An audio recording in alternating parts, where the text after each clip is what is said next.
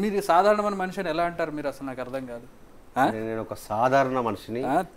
ఒక రోజు ఆకలికి అలమటించేటటువంటి పరిస్థితుల్లో ఎవరు లేనటువంటి పరిస్థితి. అట్లాంటిది కొన్ని నెలల పాటు మీరు ఆకలితో ఉండి బస్ స్టాండ్లో పడుకొని ఇలా Guinness book of world record స్థాయికి వచ్చారు. ఏంటి అసలు మీ గోల్ ఏంటి? ఏం చేద్దాం అనుకుంటున్నారు?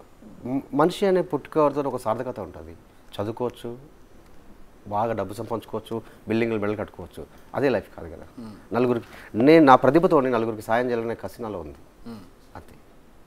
నేను ఎన్ని రోజులు పస్తులో ఉన్నా, నాకు డబ్బులు లేకపోయినా, నాకు ఎవరు సపోర్ట్ చేయలేకపోయినా, ప్రతిరోజు నేను సాధన మర్చిపోలే. నా యొక్క వేని డైలీ నాకున్న సాధన రెట్టింపు చేసుకుంటూ ప్రిపేర్ అయినా తప్ప నేను ఎక్కడ కూడా నేను కాంప్రమైజ్ కాదు ఆ విషయంలో. చాలామంది ఇప్పుడు మీరు ఇంటర్లో ఏదైతే పరిస్థితిని ఎదుర్కొన్నారు అంటే ఇంకా ఎందుకు జీవితం సూసైడ్ చేసుకుందాం అనే ఒక బాధలోకి వెళ్ళి ఒక నిరాసక్తమైన జీవితంలోకి వెళ్ళిపోయిన సందర్భంలో చాలామంది ఉంటుంటారు. వాళ్ళు ఏం చెప్తారు? అంటే నిజంగా అలాంటి ఫేజ్ చేసి చచ్చిపోతే వాళ్ళందరూ వాళ్ళకి ఏదో ఫేజ్ చేసి చచ్చిపోతుండ్రు కదా, కానీ వాళ్ళ కన్న తల్లిదండ్రులు బాధపడతారు. నా కొడుకు ఇంత ఎత్తు ఎదిగి కళ్ళ ముందు చనిపోయాడు కదా అని వాళ్ళు బతికిన వాళ్ళు బాధపడి చచ్చిపోతారు కదా.